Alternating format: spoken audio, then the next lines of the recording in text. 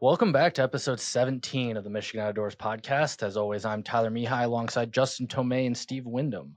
We've got a very cool guest for you today. Joining us is Gabe Selesan, the owner-founder of the Ultimate Walleye and Ultimate Salmon Derby.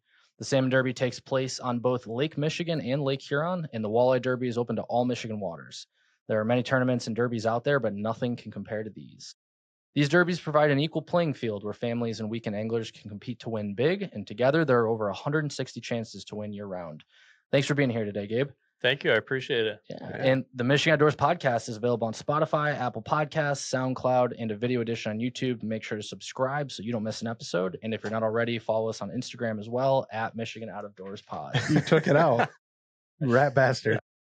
Do you use YouTube Music? I do, yeah. The app? Well, you use YouTube, right? I use YouTube actually, yeah. You don't use YouTube Music, the separate app. I don't know. Have you heard of it though? I've heard of it, yeah. So he lied to the listeners last time because he said we were going to have it on YouTube Music. We don't have it yet. But Justin edited the script one time and Tyler didn't notice, and he read YouTube Music and we slipped it in there. So now he took it back out. I pulled a full Ron Burgundy and just read what was ever Just on the right on prompter. the I'm going to try and put some other stuff in next time. No, now I'm looking because I know you want to. No, well, now it's a challenge. Well, how did you guys like my very first intro that I wrote today too? Because that was all me. Was it good? Impressive, yeah, it was great. Yeah. Just right off the website. Pretty good. Plagiarized. You're a Harvard president. I am. Plagiarized with the best. And the Michigan Outdoors podcast is proud to partner with Onyx Hunt. Join the millions of hunters who trust Onyx Hunt to help them fill their freezers. Create hunt strategies for your property with custom waypoints, view wind forecasts for individual stand sites, integrate with cell cameras, and so much more. Onyx is essential for hunters to understand property lines, find and e-scout public land and other hunting spots, and all of the other tools to give yourself the best possible chance at a successful hunt. All current MUCC members are eligible for a 1-month free trial of Onyx Elite and an additional 20% off your annual membership. New MUCC members will get a free 3-month trial of Onyx Elite in their welcome email when signing up. To find your current membership discounts, log into your MUCC member portal and click on the membership discounts link to see all of the benefits of being an MUCC member. Join MUCC today to take advantage of these offers. Gabe, have you seen Onyx fish yet? I haven't seen Onyx fish. No. Yeah. I checked out the Onyx Hunt. Yeah. Just because it seemed interesting when I watched one of the podcasts and I did check it out. So real quick to the folks at Onyx that are listening, people are checking out Onyx because of us. Yeah. Do you like it though? I mean, it's interesting for sure. If I haven't checked out the fish side of it though, I did check out the hunt. The fish one's pretty new. I think they just came to Michigan. Still beta. Yeah, a couple weeks. I mean, eventually you'll be able to click on lakes and it'll tell you where, what species are in there, where you should be fishing them, all of that stuff. So and how depth charts and all that cool stuff. Too. Yeah, it should be cool. Yeah. So, well, before we do policy, are you a turkey hunter, Gabe? I am not a turkey hunter. Neither is Steve. Tyler, are you a turkey hunter? I am now. He's a first-time turkey hunter. First-time turkey hunter. Yep. Sorry, I've been on a family vacation since opening day. How many turkeys did you hunt last year? I went turkey hunting more times than I can count last year. 0? I shot 0, yes. Well, I shot my first bird last weekend, which was very exciting. Shout out to Justin. Thank you for my service. Shout out to Carl. Yeah, thank you. Carl got him his bird, but he hunted with me. Justin put the hours in. I will give credit where credit is due. Justin put in many hours for me to shoot a bird. My wife is actually excited to go turkey hunting. Yeah? There's nothing like it. We were in Grand Rapids when we were at the Grand Rapids show. The whitewater guys, they were amped up to go turkey hunting, and she listened in and got involved in the conversation. She's like, "We got to go turkey hunting." So just haven't done it. Usually we're pretty busy in the spring, so it's but we'll make some time for it. It's my favorite. Like, I enjoy it more than deer hunting, just because I'm sure like a bugling elk would go even further above that, but just having a gobbler scream in your face is so much fun. I mean, we should probably talk through the hunt real quick. I think this is really our only chance. I mean, my bird took all freaking week, but I've also killed 24 of them now. So I will say Tyler shot a great bird. I called him in a bigger bird. Here we go. Was it bigger than the one you shot? Allegedly. It was way bigger than the one you shot. Which, again, Tyler shot a great bird. I called in a bigger bird on a line with a gun that can make a shot right? All these things are true so far. So far, You aimed at it. I aimed You in had its it in your direction. sights. Did you shoulder your shotgun? He did. So his story's changed. The first time he told the story was he had it and decided not to shoot because he was waiting for me to tell him to shoot. That's not. What I had said. been screaming expletives in both of the new hunters' Whisper ears. screaming. Whisper screaming. So we had another new guy with us, Rick. Had never shot turkey. He's never, to my knowledge, he's never really hunted in his life. But he never shot turkey, never shot deer. And they're sitting side by side, and I'm sitting like kind of behind them. And the bird comes in left to right on the border of public-private. We were good. And I'm like, shoot it. And I see Tyler swing his gun over. And I'm waiting for it. I got my ears covered. Like, I didn't even grab my shotgun. I looked at my shotgun in the truck and I said, no, this is for Tyler and Rick. Thank you for my service. And then, Tyler turns to shoot the bird and he doesn't shoot it. And so it passes. And Rick is the other guy with me. And I'm like, somebody shoot the fucking bird. And Rick lines it up, boom, knocks it over. And I get up, set a land speed record running down to that bird. You can picture Justin running. Dude, Yeah. you don't understand. Tyler, it was impressive. It was impressive for you. Thank you. And he knocked it over and it got up, ran away on the private. So we couldn't even follow up shot because it ran over onto the private. But it was I've killed a bird every year but 2 since 2001. And this bird probably would have been the second biggest bird that I've ever killed. And I have a top 50 bird in Indiana. Or it was at the time. It may not be anymore. And Well, so it's a good thing that the bird I shot was the biggest bird I've ever shot then. yeah. Well, why are you rolling your eyes at that? It's his first bird. Oh, I'll let him tell the story of his first bird, but his almost Rick. I mean, Rick's hooked though, so Rick's coming back. They also learned why a dedicated turkey gun is important. But it was a nice bird. We called him in off private land across the road. Really impressive calling, if I do say so myself. And I don't know why we give you a platform. This is like I know. This is like a fishing story. No, Just dude, I the love fish turkey gets hunting. bigger Turkey every hunting. time. He came in silent. Turkey hunting is my favorite type of hunting. It was a really nice bird. Tyler allegedly didn't have a shot. I sat at that tree next day. Rick shot it, knocked it down, it got up, ran away. I saw the bird a day or two later. He's fine. I don't know what happened, but Tyler got every experience turkey hunting that day because, I mean, driving around looking for birds. We were running and gunning. We were chasing birds off the roost. We had birds gobbling in the roost. And then the day you shot your bird. Yeah, so we were sitting in a blind. We had a couple decoys set up, and it was cool because, before all the, birds were in the roost, and we had probably 7, 8 toms, gobbling like crazy around us, just talking nonstop. Couple hens, and Carl sitting there just he had a 10-minute conversation with this hen, just back and forth, nonstop talking. They were so vocal.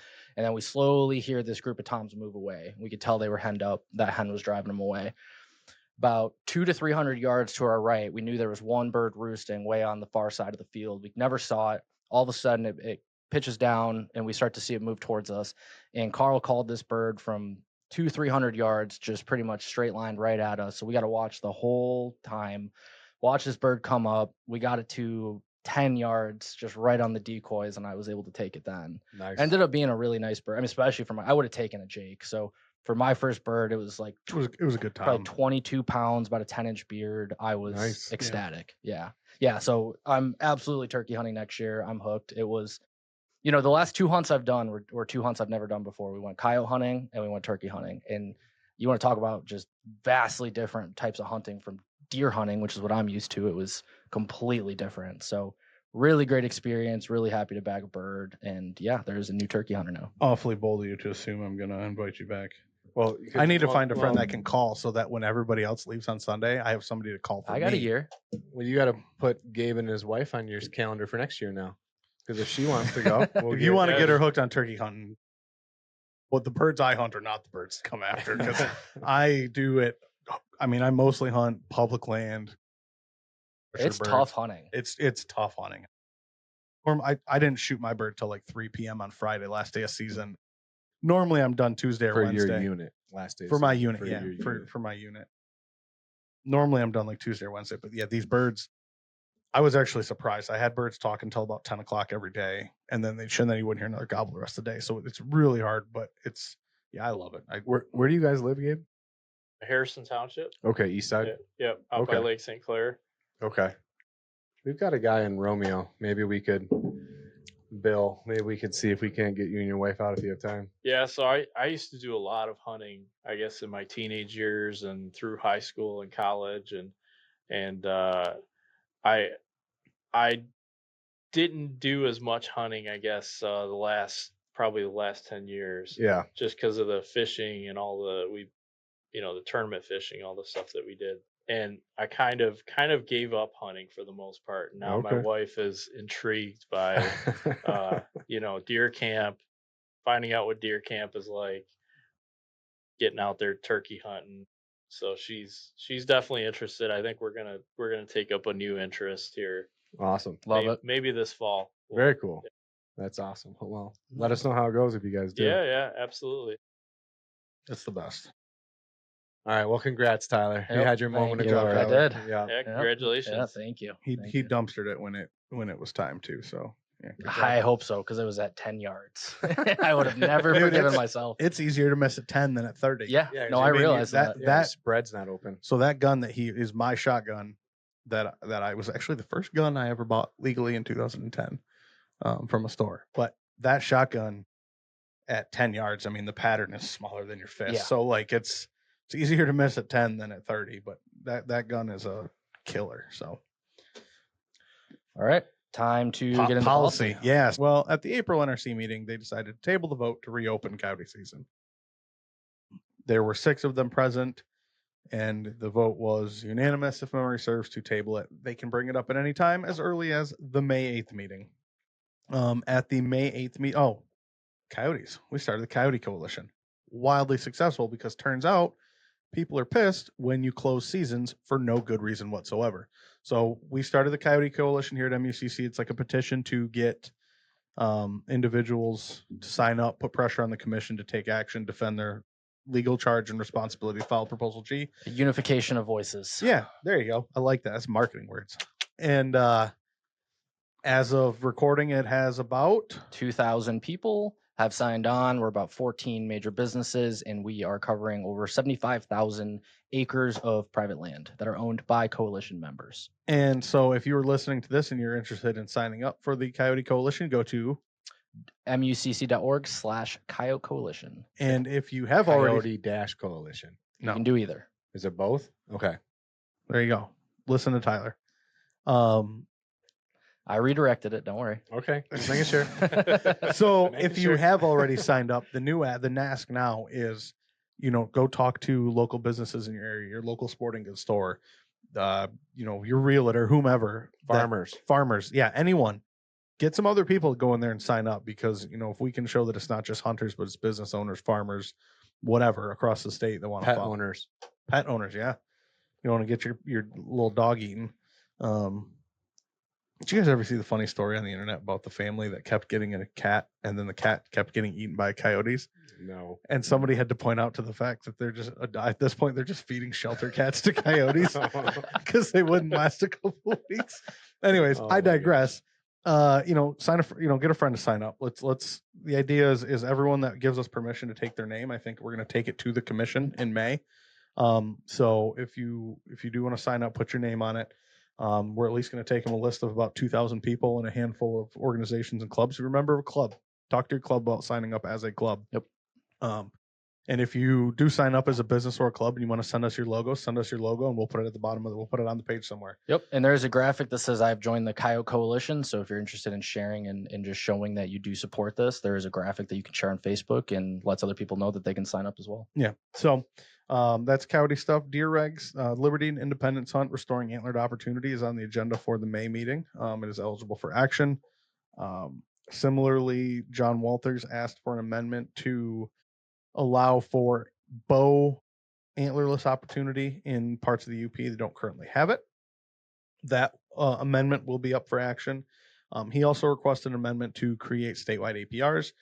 Excuse me. And if you were watching the commission meeting, which apparently 13,000 people watched it on our Facebook page, he was not able to get that amendment in time for action for this deer season because, just to clarify for everybody, when they do an order, it only opens certain sections of Waco, like literal numerical sections, 3.24, blah, What blah, is blah. Waco? Wildlife Conservation Order. Thank you. APRs would be in a different section of Waco, meaning that if he was going to request that amendment, it'd have to wait a month before they could take action, 30 days. And between the April meeting and the May meeting was not 30 days. So they're not able to get it done ahead of Deer reg cycle. ahead of the deer reg cycle. So there will be no action on APRs at this meeting. MUCC still remains neutral on APRs. I will say that for anybody listening, but it was a big part of the meeting that happened. So there was also an amendment at the April meeting to allow those hunting bears with dogs to bring in 2 additional bears on lead during the training Dogs. period. Two Sorry, additional 2 dogs. additional dogs on lead during the training period when they have a treat bear. That amendment ultimately failed 3-3. They could bring it back if they wanted, if another commissioner wanted to reintroduce it. But for now, it has failed. And then they also set migratory bird and waterfowl regulations for 25, 26, and beyond. Those are all in the order. Those have all passed, or those have all had their action completed. The main changes were in the South Zone, opening a little bit later. It sounds like the update we read on the last one when he wasn't here. Maybe. I added it anyway. Little repeat. Still I'm recent. sorry that I actually hunt. You were at Great Lakes Leadership. I was at that too, but I was mostly hunting. Legislature, they're back and working, mostly focusing on the budget. There's some policy stuff moving. But really, traditionally, there's a Michigan Constitution requirement to have the budget done by the end of June. And I have a feeling we're going to test that constitutional requirement this year. But, appropriations committees are meeting. They're starting to look at budgets, get into budget negotiations, figure out what's going on. So that is the bulk of the work right now. By the time this airs, you will have completed all of the legislative meetings too, right? You guys Yeah. have scheduled. I mean, yeah. So we're in the process of setting up about 15 to 24, depending on how many take the meeting with legislators. Just straight FaceTime for the Natural Resources Committee, the new Natural Resource Committee in the House, and some of the Natural Resources Appropriation Committee members. So those meetings will all start, and those are largely introductory. So those people that maybe weren't on natural resources before, they're new faces to us, and we're new faces to them. Because about 95% of what we do in the legislature is confined to those 2 committees. And for those of you at home that don't know, committee work is where you get almost all of your work done. Like that's where the real work gets done. And then not all the time, but usually a lot of times if you get it through committee, there's a good chance it'll move in that chamber. So you do committee work. So we're just getting to meet those people. Those meetings start this Wednesday from recording. And yeah, like I said, over the next couple of weeks, we'll have about 24 of them, about a half hour, and just go in and chat about the things we're working on this year, things that they're working on, who MUCC is, put faces to names, things like that. Awesome. Yeah. Those are usually pretty fun. They're not as fun as when we go in there and be like, hey, your bill's a really dumb idea. No, but it's crucial and vital to Yes. the ability to tell them that when the time comes. Exactly. It just gives us the credibility that we should have when we go in there and talk, as when Amy or I go in the legislature, we're yes, we are lobbyists, but we're not the golfing, drinking beer, or spending money lobbyists. We're subject matter expert lobbyists. And it's important that they make those connections now before the policy work starts in earnest for the next 2 years. Because these are the people we'll be working with until the end of 2026. Awesome. That's policy. It's policy. All right. And now a message from our sponsor, the American Forest Foundation. Your land is your legacy, but keeping it healthy and thriving means caring for it now and in the future. The Family Forest Carbon Program can help you do right by your land with guaranteed income, help developing a forest management plan, and advice from experts. If you own 30 acres or more of forest land in Michigan, Wisconsin, or Minnesota, you may be eligible to enroll in the Family Forest Carbon Program. Visit familyforestcarbon.org and enroll today. Well, Gabe, thanks again for being here. Excited to talk about the Ultimate Salmon Derby and Walleye Derby. Do you want to give us a little background of yourself, what you do, where you're from, and then just kind of how you got into doing this? Yeah. So myself, I'm from Harrison Township, Michigan. Grew up. I didn't grow up anywhere near the water. I didn't grow up anywhere.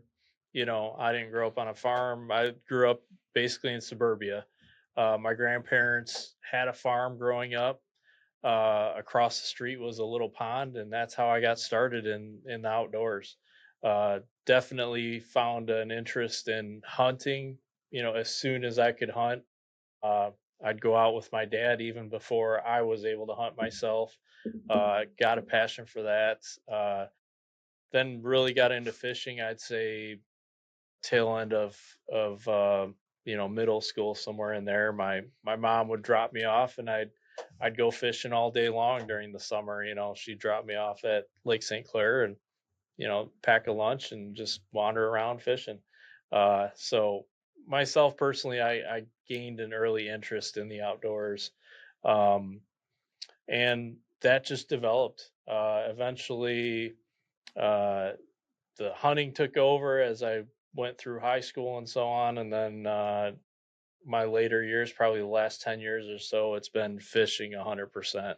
Actually, haven't been hunting very much at all. The random deer camp, but beyond that, it's been.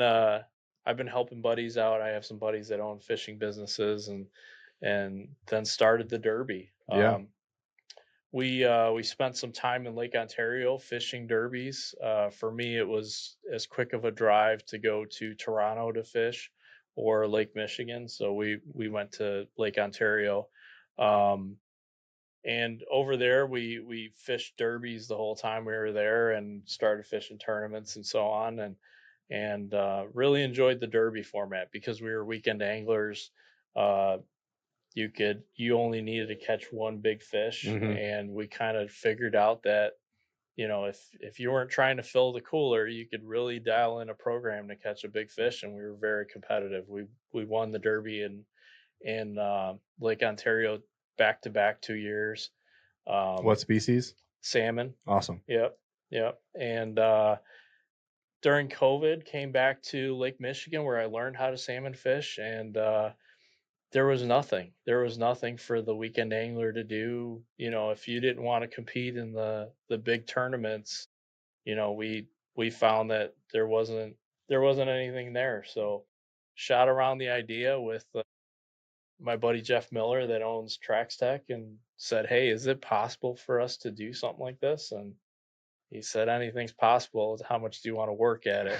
So You want to have 2 jobs? yeah, 2 jobs is no joke. So Yeah. but yeah, we built an event that made it easy for the weekend anglers to participate in. It gave them some excitement, some incentive to get out there, fish, spend that extra few hours out on the water. A lot of guys have figured out what I did, that if you put your time in and you get out there and use our resource, that you can win a few extra bucks doing it. And that's how the Derby came about.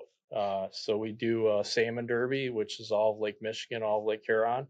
And then we also do a walleye derby, which by the time this airs, the walleye derby will be over. But that's basically from Tawas south, so Saginaw Bay, Saginaw River, St. Clair River, Lake St. Clair, Detroit River, Michigan waters of Erie, and a sliver of water on the Canadian side. So Awesome. just a huge front on both sides. The salmon is all of Lake Michigan, all of Lake Huron, both sides of the lake. So we actually kind of settle the debate of who has bigger fish that year. So in those areas. Yeah. Yep. That's awesome. So then is the Derby is like a spread out, you go out every weekend. A tournament is like a set number of days, right? So what's the difference between a derby and a tournament? So a tournament typically is set days that you have to fish, set hours that you have to fish. There's a set basket of fish that you need to bring in typically.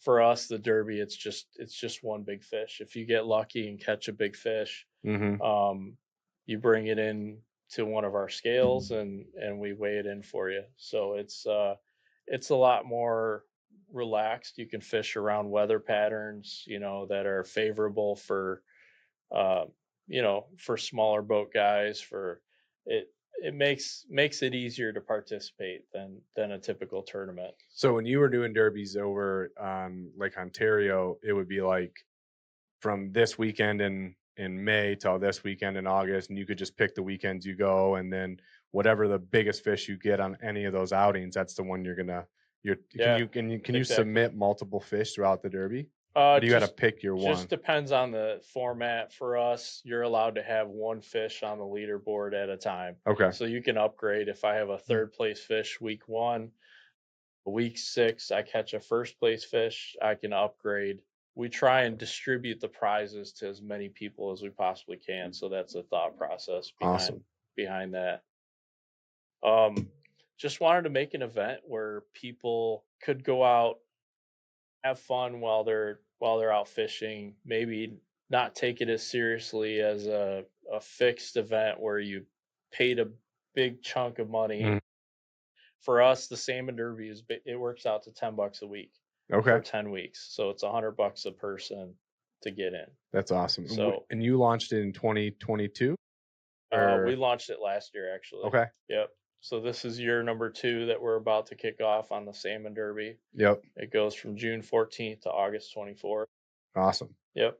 Very cool. And then so the Walleye Derby, as you said, when this airs, it'll be wrapping up. You have a big awards ceremony coming up. Tell me about the date and what that's all about too, and what you're looking forward to. So the Walleye Derby was the month of April. We're just wrapping up year 2. So May 18th, we're having our awards ceremony. It's open to the public. It's at a place called Cabana Blue on the north end of Lake St. Clair.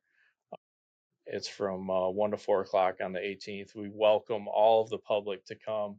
We do all kinds of prize giveaways, even if you weren't someone that won a prize during the event. You know, we give away nets, we give away lures, we give away rods. It's a great event. Is there a smallest fish award? No. Part of I might have a chance of winning that one. Part of the event, what we're doing with the event is to gain traffic into the local tackle shops. So they are all of our weigh stations. Oh, okay. At the same time, we try not to inundate them with huge harvests of fish for no reason, right? So really, it's big fish. It's that we try and focus on. So we don't do things like mystery weight or smallest fish, or we still want people to only take what they need or want to take. So yeah, but no littlest fish. What's I know that the Walleye's wrapping up, but what do you got for the standings right now? How has it been for biggest fish, or as it comes to a close, what are you most excited about as you wrap up the Walleye Derby right now? I think what's exciting for me, and I can't wait to I'm going to spill the beans a little bit here with you guys. So for me, seeing some of the patterns that happen through the fishery. One big thing, obviously, is as we have storms and watercolor changes and things like that, the fish, where fish are caught changes. This year we had bigger fish versus last year. The weather was completely different. I started looking at things like the sonular tables. And what is that? It's so basically the moon phases. Okay. And looking at all the data from the fish that were caught and when they were caught, you can tell that the moon phases had a huge effect on it. Really? So yeah, we use an app to register the fish when they're caught out on the water. It's called eTournament. And when someone catches a fish, they have to take a picture of that fish, and then they have 24 hours to weigh it in. Well, looking at data from when fish are caught, when the big fish are caught, you can almost plan them on every major and minor of the moon. And so we didn't tell you this beforehand, but coming on here requires an NDA and providing that information with GPS the coordinates and all the data. So well, you have Onyx Hunt now, so you can drop a pin. Yeah, just send it, that'll work. Just send us a pin. We don't share any of the coordinates or any of that stuff. I actually don't even fish walleye during the event because I'm trying to stay completely impartial. How many data points are you grabbing from that? So like when someone submits a picture of a fish, is it just moon, like time, moon phase, all of that? Or is there a bunch of data that gets pulled? I am actually, all we grab is the GPS location of where that fish was caught when they do an entry. So it's GPS location, length of the fish, weight of the fish, time when it was caught. But I started just because I'm not fishing, I sit and look at the data, right? So, but yeah, that's one cool thing that I'm gonna share with folks here. Are you looking at the lure or like any of that technical stuff with gear too, or are you just looking at kind of that geographical? So we gather. It's funny you say that. We gather data for what you caught it on, and we try and get as much information out of the fishermen, but definitely the walleye guys don't want to share a single thing. The bare minimum. Yeah, so we're lucky if they give us a brand of lure or something. Okay. Well, I'm surprised they don't move their boat when they tag the fish. They're Right. like, oh, I caught it right here, and it's actually a mile away. Well, we track the participants too. So, Oh, okay. And we polygraph the winners. Oh, wow. Really? Yeah, because it is a good chunk of change. So We got weights and fish. Yeah, exactly. Well, that's part of what drove it. Is Yeah. we had to make it where people weren't concerned about other people cheating. Mhm. Yeah. So we polygraph all the first place winners. We polygraph anyone that we suspect down the leaderboard too. If there was any suspicion, we keep track to make sure all the participants are within bounds. Okay. Through the app, and really we dissect top 2 fish on top of that. Okay. Oh, Yeah. wow. So you're cutting into them. Yeah. We joke about that because Carl, the guy that helped Tyler get his bird, will send me a picture of him with a fish, and it will have the background like cut out. Yeah, And he tries to hide it. redact it. Yeah. I'd be like, dude, I know where you're fishing. Like, I could probably see you, but So when they open up the app and then that live tracks their GPS, so when you go out to start fishing, you have to basically check in and say, I am fishing now. Yep. And then it tracks you the whole time. Yep, that's correct. And Huh. you can open the app and see where you're at relative to the geo fence, the boundaries. Yeah. So you can draw that on the app. So can you put in that geo fence? Like they can cut for your, like for the Derby, that app has the customer service to be like, hey, what's your coordinates? What's your boundaries? What are your dates? So you can, that's exactly all built in. Yep, it's all built in. Very cool. Awesome. What's the entry for the Walleye Derby? So like So it's $100 for an individual ticket. It is $40 for a kid's ticket. And it is $850 for a boat ticket. So people have the option, if a group of guys get together and they fish on the same boat every time, they can buy a boat ticket. There's some extra prizes for that side of it. If there's 10 different guys that might be on a boat, it's worth it. It's cheaper. So like you got a bunch of guys who they know every other weekend. Like there's at least 4 of them out there. Yeah. There's Joe, Tom, Timmy, and Fred, and then the next weekend it's Joe's boat, but he's got 4 new people out there, and then he takes his coworker out there, and then his brother-in-law's in town, and they go fishing that next weekend. So that guy can buy the boat ticket, and then whoever steps foot on his boat's running the Derby under that same ticket. Yep, that's exactly it. That's awesome. And the prices are the same on the walleye and the salmon derby. So basically, you're buying a 4-week ticket for the walleye or a 10-week salmon derby ticket for that price. We have a combo ticket where if you're buying for both events, we also have a daily ticket. So if someone just happens to show up, they can jump on, at least fish with you. We do have a 48-hour cooling period though. So you buy your ticket, you have to wait 48 hours before you can register a fish. Okay, so I can't catch a fish, buy a ticket, and then like. Yeah, that's correct. Okay, so you thought of it all. if someone did, obviously they would be under suspicion. Hey, I just bought my ticket and 26 hours, 49 hours later, I have a trophy fish and I'm weighing in. Obviously, they're getting polygraphed. Straight to the polygraph. Straight to the poly. But it's about protecting the anglers who are following the rules. Yeah. So that's the only. It's sad that we have to do that, but you have to protect the people that are doing it the right way and following the rules and everything else. So that's just the way I look at it. Mm-hmm. So and then next year is the same. Is it the same April time period every year? So it coincides with the opener, I'm assuming, and just the season itself. And so looking ahead to 26, when are tickets available for people? Can they get them in February? So when do people want to go set their calendar reminder to get their Derby ticket next year? We always start selling Derby tickets in January. Okay. January 1st. Reason for that is the first week in February, we start weekly prize drawings. So part of our sweepstakes that we have running in parallel for the event, we do give away $250 prize packs every Awesome. week for 48 weeks. Just for any ticket holder. Just for any ticket holder. Okay. It is a sweepstakes, so there's anyone that's interested, read the rules on the website. Yeah. So we have that sweepstakes going on. We also, part of that sweepstakes is we do $1,000 prize packs. We draw monthly. Yeah. So there's lots of opportunities to win above and beyond the fishing event itself. So how many prizes are there in total?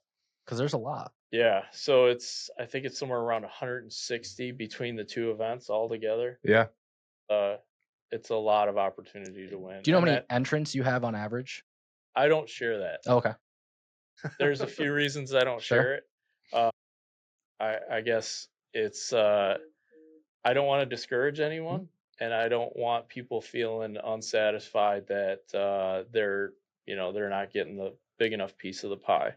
Which realistically, it's 15 grand a week on the walleye side and a $30,000 grand prize. Oh wow! And then on the salmon side, every 2 weeks it's $15,000 for first place. Oh really? First place only. And then we have prizes down to the top 5. We have boat ticket prizes. So there's a lot of opportunities to win. In a given 2-week period, the first place person in the Derby could win $15,000 in prizes. Yeah. Oh wow. Okay. Well, $15,000 cash. Cash. Yeah. Oh wow. For first place. Okay, so if you hold the leaderboard throughout the whole Derby, you're getting a good chunk of change in your pocket. Yeah. I mean, so the way the Derby works, it resets. It resets every week on the walleye and every 2 weeks on the salmon. Okay. Yeah. Okay. So if you've gotten first place, you basically you gotta go catch another fish. Even if you caught another fish, you're not doing anything more than you already have. So you're only allowed to hold one spot on the leaderboard for the full duration of the Derby. Okay. Gotcha. Okay. What ends up happening is, and I know this from Derby fishing myself, you get a good program going and you get on a good pot of fish, you can pluck multiple Derby winning fish out of that same pot of fish. So what I wanted to do was distribute the prizes, right? And not have someone clean house, win a couple places during a particular week. So what's a couple examples of these, prizes that, because I think you were giving away a boat at one point, aren't you? Or... Last year on the walleye side, we gave away boats. We gave away 4 boats. Wow. Yep. That's awesome. Yeah. As the first place winner for Well, last year we gave away a 23-foot center console for the grand prize, and 3 18-footers for the other first place prizes. Okay, Wow. so then there's, of the 4 first place winners, there's obviously the biggest of those 4. That's the grand prize. Yep. And then those other first placers of their week got that prize too. Yep. Awesome. That's correct. Okay. Yeah. So last year was obviously awesome. What any good stories from this year? I know last year's winner, we'll talk about that on the salmon side because that was a cool story. But what about the walleye side? Is there any some first time angler, or is it just a new fisherman? Anything cool any cool stories that came out of it? I heard a good story. So one of our weekly winners, they caught the fish after the weigh station's already closed, and they have 24 hours to weigh in the fish. So it was funny because they were telling us that it was a dad and 2 sons, and the sons wanted to sleep on the boat because they were worried that they wanted to keep an eye on the fish, and because they knew it was going to be a huge fish for the week. Yeah. And it was a funny story, where they were worried about the fish disappearing or something. It's going to walk off the boat, walk away. Yep. And then so when, you guys are live streaming all this too, right? So on the Facebook pages, you have a salmon derby and a walleye derby page. Yep. And every week you're doing these live video streams, you're doing drawings, you're televising all this so people can go back and look at the things that you've given away already, but also just follow along as the salmon season rolls out too, right? Yeah, we're very active on social media. We started pushing things out onto YouTube this year, but yeah, if you want to go see see the award ceremony, see what happened throughout the year, we're very active. We try, and the goal is to keep people engaged all year round. We want to give good information. We do seminars, we do all kinds of things to keep people active, engaged. Like I said, we give prizes until the end of December. Okay. So, Wow. So even though when the Derby ends, all the ticket holders are still getting prizes throughout the year. yeah, Oh, yeah, okay. Very cool. yeah, and we're still putting content together, and tutorials. And even though the Derby, like the Walleye Derby, by the time we see this is going to be over, we're still going to be doing walleye type information. We're going to be doing salmon information throughout the year. So it's more of a community. Yeah. And that's we have a Ultimate Derby news and page for the walleye and the salmon that really is a community. People share videos. We do video of the week while the events are happening. We give away a pair of Bahio sunglasses every week. There's all kinds of things going on. So, the kids seem to get really involved in video of the week because everyone's glued to their phone. Yeah. So we see some really good videos. It seems like the kids are taking the video on the weekend, and then during the week they'll do some editing and some other stuff. Okay. And, it's pretty cool. It's neat to see. What do you think the average age is? I mean, are you seeing more, a little bit older people? Are you seeing a lot of kids starting to get entered? What do you think that age split is? I would say because we accept even our kids' ticket. I think it's under 6 years old. You don't need a ticket. So, I mean, we see families. We have some folks that are in there, pushing 90 years old that are using the app and fishing the event. And, it's made for everyone. It seems like, there isn't a group of people that's not interested in it. So That's awesome. that was the goal. Yeah, exactly. What are the pages? What are the tags? Like, what's do you have the Instagram? You have what are the Facebook tags or the Facebook pages? So they're all the Ultimate Salmon Derby and the Ultimate Walleye Derby. Okay. So across all platforms. Yeah. Awesome. Yeah. Awesome. So go check them out there. And then, what's the biggest fish right now in the Walleye Derby? Who's holding top spot? So it's 10.96 is our big fish. It was caught during week 1 of the event. Yeah, I believe it was week 1. It's going to be hard to pull that fish out of the top end of it, but we are seeing now fish that are post spawn and that have started feeding crazy heavy. And I think it's part of this good, the good water temperatures that are happening. So we may see, we've seen multiple fish over 30 inches long. Yeah. What was last year's grand prize winner? Last year's was 9 and change. Okay, so this is a big fish. Yeah. 10.96. Yeah. That's a big fish. Yeah. Okay. That's awesome. And then so salmon's going to launch. When's the opener? You said again, it's in June 14th to August 24th. Okay. Yep. And it's basically it launches on Friday. On Saturday morning, the 14th. So at 12:01. Mm-hmm. And then it goes all the way until it's a Sunday that it ends. So you get 10 full weeks and an extra weekend. That's awesome. And then so last year's Salmon Derby, what was the big fish, or how did that all play out last year with who won that, or was there some battling at the end of it and coming into the wire, or does somebody usually get the fish and hold rank throughout the Derby? No, it was I believe it was week 3 the third session. So we have 5 sessions. They're 2-week sessions on the salmon side.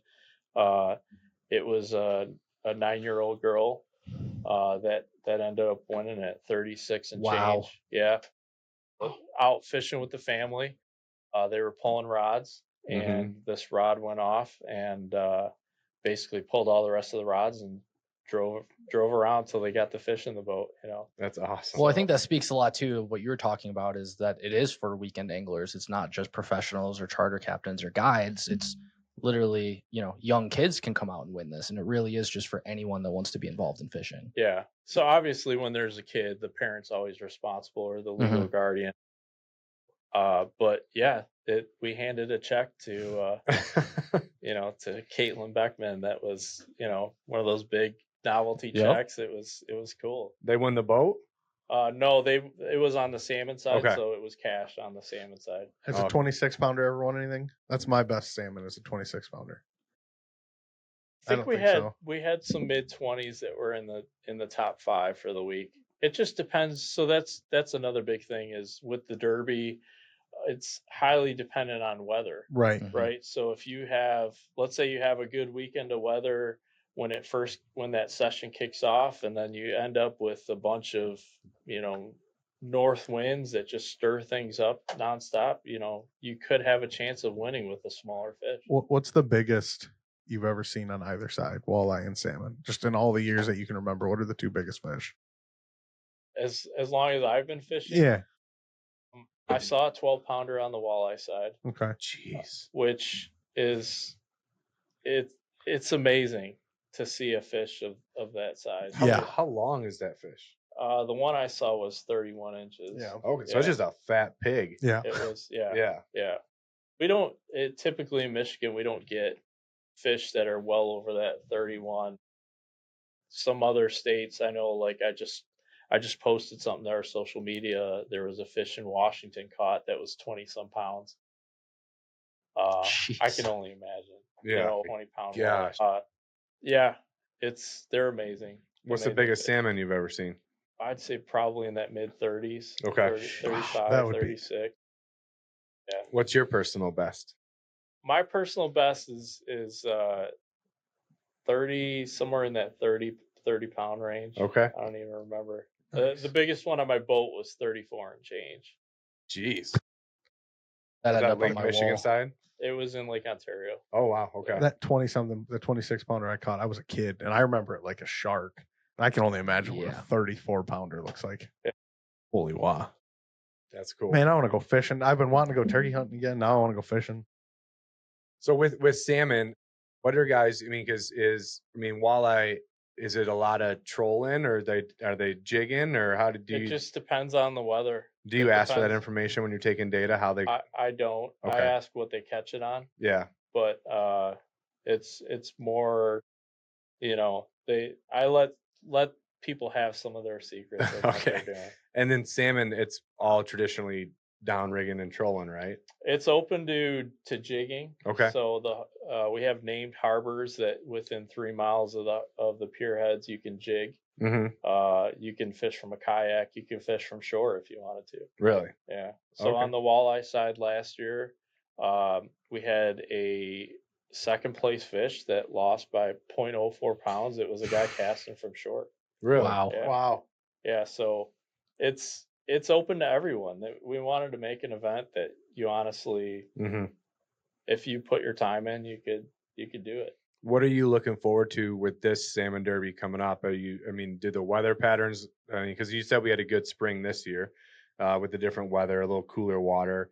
Is there any prediction or anything that you're looking forward to with the salmon derby coming up? Whether it's a returning boat or maybe another kid getting it, or have you heard from past derby participants that they're coming back and just trying to get excited, or anything that you're really excited for as you move through the derby season? So it's funny. Last year during show season, and I use this to kind of gauge, we basically, myself and my wife and my buddies that are helping us with the event, we had to stand in the aisle and hand people brochures and try and explain what we're doing and so on. Yeah, we had brochures at our booth during show season last year. Yeah. And this year, I mean, you and I tried to connect throughout both shows that we were at, Novi and Grand Rapids. And it was you were too busy. We were slam packed with people in the booth. People were excited about it, and Mm-hmm. they kind of had an idea what was happening, chasing down the apparel that we were putting out, and Yeah. so I like the fact that people are excited about it, and they're gonna, they're having fun with the event. And most people didn't win just by the numbers of things. They didn't win, but they had fun doing it. Yeah. So that was Well, it gives them a reason to get out, right? Like Yeah. another, well, honey, we're in the Derby. We got to go fishing, right? Another excuse to get another day on the water. Yeah, and if we're using our resource, that's going to help us improve our resource, and that's kind of the idea here. Get out there, get fishing. So when are we gonna have a new derby for God's fish, the bluegill, or panfish in general? So I've been asked already, when are you going to do a sheephead derby? None of that. Okay, that's kind of funny actually. Yeah, I would do that. Yeah, sucker derby, perch derby. No, but bluegill, I mean, that's kind of an interesting one. I haven't been requested. I like that's that. that's God's fish. Yeah. Sex sells. Big bucks, bluegill. Big bucks, goblin turkeys, and bluegill. Bluegill are fun, I have to say. Spent a lot of time chasing bluegill. I would love to see the winner of the bluegill tournament. Just see Yeah. how big that fish is. I'd have to get some better scales. Yeah, I'd right. have to go down to 3 decimal places, Yeah. right? Yeah. So then how many, so talk to me about the logistics of all of this, because you're talking about a salmon derby that covers 2 massive bodies of water, right? Mhm. Lake Michigan, Lake Huron. You said you got a bunch of weigh stations. So when did you actually like start doing this and putting all the work in and getting the weigh stations and getting the tackle shops, and then when you launched it, what was that lead time for from the idea to the work to the launch? How long did that take you, and what was that process like? So basically, it was January of 23 that we pulled the. I actually have the piece of note paper that I wrote the idea on, and then the things just started rolling. Mm-hmm. Had a basic idea of what I wanted it to look like, and just started asking questions. I have a lot of friends in the industry, the Mhm. fishing industry. I knew a lot of shop owners. And you start asking questions. Would this work? Would this work? And we basically launched it January 1 of 24. Awesome. So it was it's still a ton of work. Yeah, I bet. Yeah. So then we were talking before we recorded. Just tell everybody just how easy you've made it, that once you're part of it and you get a fish, that you've got such an expansive network of, you're making it easy on them to get the fish weighed, get it entered. You got the app, which makes it super easy as well at your fingertips. But just talk about the network you've created through all the different weigh stations, tackle shops, certified scales, all that kind of stuff. Yeah. So basically, we tried to make it where you're not driving more than 45 minutes to a weigh station. Once you make it to your port, to your marina, it's either right there at the port or you're driving 45 minutes. And that, I mean, we have on the Michigan side weigh stations from St. Joe at the south end, all the way to Sheboygan on the north end. And then the same thing from Illinois, just outside of Chicago, all the way up to Little Bay Denok on the other side there. Awesome. So and then we've got weigh stations on the Huron side. We tried to make it accessible. We knew if someone had to drive 2 hours to weigh in a fish, they wouldn't do it. Right. Yeah. So did you go to all these places yourself, or did you just call and get them on the phone and say, hey, you're in, or did you have to go put miles on the road? Oh yeah. So you've circumnavigated Lake Michigan basically many times. I know the best routes to get around. Yeah. That's awesome. You have to though, and it's about promoting the shops too. The goal is that the shops get involved. We drive traffic to the shops to, if someone goes in to weigh in a fish and they see some lures that they like, they're going to buy them. Mm-hmm. So, even just freaking snack sticks and a Mountain Dew. Like, yeah. So that was the goal, is to build our industry as a whole. I knew that if I didn't have that goal, that the shops wouldn't be interested, the tackle manufacturers wouldn't be interested. It wouldn't benefit the industry at all if we didn't have that goal. what was the difference with like getting the local bait shop owner, the tackle shop versus like a lure manufacturer? Like, how did that differ, or was it just as easy because of the thing you've created and the model that you have? Like, is it easier to get, you know, Detroit Pound Town on board versus like, you know, Panther Martin on board or something like that? That's not a real place. Yes, it is. Detroit Pound Town. Yeah, Dipnet Bait and Tackle. Dipnet, That's, yeah. that's Dipnet, their- yeah. Okay, so That's their Detroit logo. Pound Town is not a real that's their place. sticker. They though. have It's- stickers yeah. that say Pound Town Yeah. on them, and It's on the sign on the Yep. on the front of the building. yeah. It's the Yeah, they're literally, it's like a Okay, ticket. It's all like a right. raffle ticket that says Pound Town. yeah. We just set a record for the most time saying Pound Town in 30 seconds. You've obviously never been to a show. I only go to one show, and it's not in Detroit. They were But there this they year. were- yeah. I went and got a sticker. Shout out Amy, because she's going to hear about this one.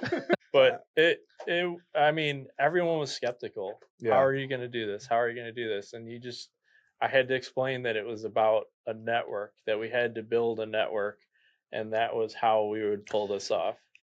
We need to get you working on Hunters Feeding Michigan.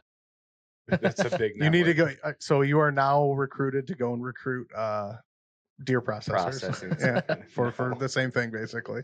I mean, I guess I don't. He doesn't I wanna- don't need sleep. He doesn't No, want a yeah. third job. You need a Yeah, third job. This job. one's volunteer based entirely. Yeah. So then, how did you have this? Because you said you knew a lot of guys in the industry. You had a big network. And you mentioned to us that you've had a captain's license for a while now. Have you run charters? Did you used to run a charter, or how did you build this network out? So my network came from, the tournament fishing side of things. I had some friends that built tackle, and just helping people out at the shows. Like, I had an interest to be at the shows more than just being a customer there. So Mhm. my friend that owns Trax Tech, Jeff Miller, Mhm. I'd offer, hey, I'll come help you for the weekend, and he'd cover the hotel and buy some meals, and Mhm. it was great for me. I got to hang out at the fishing show all the time. So just like that, I met lots of tackle manufacturers and helped out different shops, like Fish on Bait and Tackle in Nunica, Mhm. Willis and Corey, the old owners of the shop. I would help them out, and when it came time for me to pull favors, I called everyone and said, hey, I need a favor. And Yeah. that started the ball rolling. So And then with the weigh stations, because we're weighing these fish and there's money on the line, there's prizes on the line. How different? Like, what goes into having a certified scale, or how was that hard to find? Do most shops have a certified weight, like a scale for the weigh-in, or did you have to help some people get their scale certified, or how does that work with that network of weigh stations? we buy all the scales, we buy all of the everything that's needed for the weigh stations. You give it to them. We give it to them. Everything, all the certifications, everything. We made it super simple for the weigh stations. Everything's electronically input. We give them a tablet, so everything that they needed, we made it. We literally show up, before the derby starts for the year. We drop off all the stuff. We go through training session, and that's it. Thank you. We'll keep in touch every week. Yeah. And I think I'm lucky that people believed in it, Yeah. and that's why we're here today.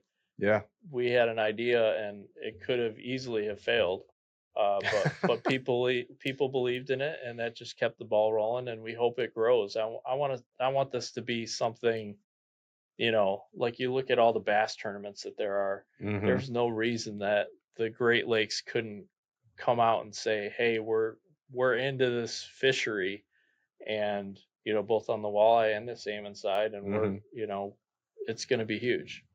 That's awesome. And then, do you fish during salmon season? I do fish during salmon season. Do you buy a derby ticket? I disqualify myself, so myself and all of our employees for the derby are disqualified. Smart. Yeah. Okay. So So are you at a point where the derbies have employees, or you and your wife are still running it mom and pop? I have some part-time Okay. help that helps Like us. seasonal. Yeah. Yeah. So, but my wife and myself obviously are the full-time, Yeah. double time all of it. Yeah. That's awesome. And then, you know, you have a bunch of sponsors. You've got, you know, you're wearing Whitewater today, and I know you sell the Whitewater gear with your logo on it. Any other sponsors you want to shout out or highlight that have really helped you get this off the ground? Or I would love to shout out all of them. You know, go to the website and I see 'em? don't want to miss anyone. Yeah, So the best way you guys can support the Derby is obviously go to our website, check out our sponsors. Everyone's hyperlinked there. You know, our title sponsor this year is Trax Tech, hmm and we couldn't do it without all of them. Every last one of them, our general sponsors, our big sponsors. You know, it's a network that we've built. So And what are the websites for those listening to go check it out? www.theultimatewalleyederby.com and www.theultimatesalmonderby.com. awesome. And then I know you have a charity or a nonprofit aspect of this, right? So you guys are working with some different charities to make sure that people are able to get introduced to fishing or stay fishing, or what is that like? Was the outcome to some of this stuff? Yeah. So once we become more profitable, we have some goals definitely to give back to the industry. And I know you guys are a part of our nonprofits portion of our page. So really we try and help promote for all of you know, we get all of the nonprofits involved in some way or another and help cross promote and help out at events or whatever we're requested of, you know. We do some stuff with some veterans. Awesome. We do some stuff with you know, some clubs. If we can help out, if someone reaches out to us, we try and help out. You know, whether it's donating some apparel, some tickets, some whatever we can do. Awesome. And then so one last time for everybody, the dates of the walleye ceremony, the big finale, and then the dates of the salmon derby start. Yep, May 18th, Cabana Blue, in Clay Township, 1 to 4 p.m. is the word ceremony for the walleye, and the salmon is June 14th through August 24th. But I tell people buy a ticket early. Yeah, because you're getting a weekly drawing. Oh yeah, Yeah. yeah. That's awesome, man. And then is there anything that we didn't cover, anything you wanted to shout out or let everybody know about before we wrap it up? No, I mean, I love what you guys do. I wish I had more time to actually be here and hang out with you guys and help you out. But without the MUCC, you know, we would lose a lot out of our outdoor freedoms and abilities that we have here in Michigan. So I really wanted to thank you guys and tell you that, you know, I appreciate what you do.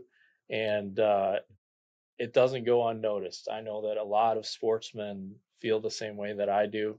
And thank you for what you guys do. Awesome, man. Well, yeah. Thank you. Appreciate it. Shout out Appreciate Detroit Pound Town. It's a real place. I'm gonna. Oh, when I go fishing with Zach, I'm gonna just demand that he takes me to Detroit Pound Town. Yeah, give me a call. I'll take you there. All right, there we We'll go. for a tour. Yeah. There you go.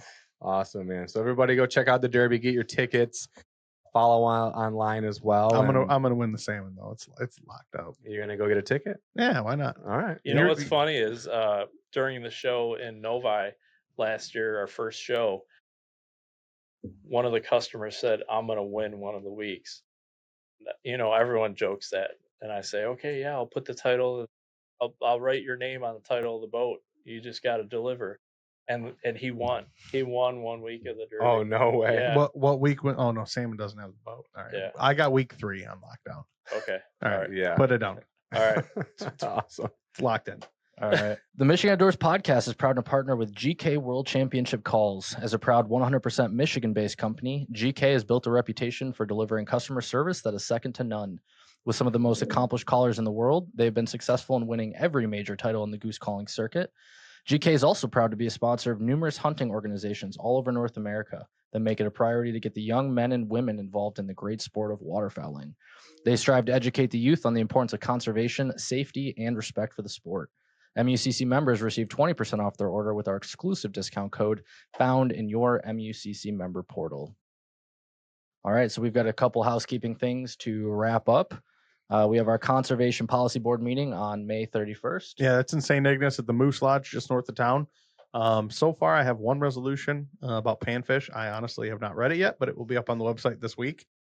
So that will be up for debate at the May 31st meeting. Any other resolutions, if you have them, get them to me by whatever the Monday is before that meeting. So you got a couple weeks to get resolutions into me. This is the first one of the year. There will be one August 16th, I believe, is the Saturday in Everett at the Michigan Trapper and Predator Caller Association convention. And then there will be a December 6th or 7th, whatever that Saturday is, in the Lansing area, maybe even at MECC headquarters if I had my way. But I rarely do.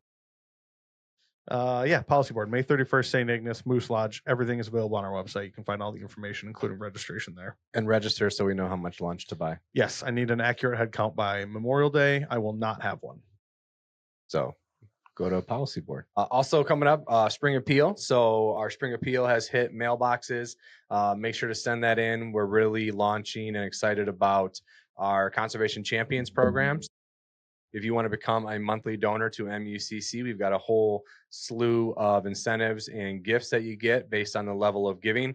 You can get everything from free memberships to knives, gifts. Even at a certain level, we'll be taking you out hunting or fishing with the MUCC staff, depending on how much you are giving to the organization. And Dibs. as a nonprofit, MUCC operates on donations and fundraising. So monthly donations are the best way to give a sustaining gift to MUCC and help us do the work to protect your right to hunt, fish, trap, shoot, and recreate in the state of Michigan. Do you like killing those bad commercial fishing bills?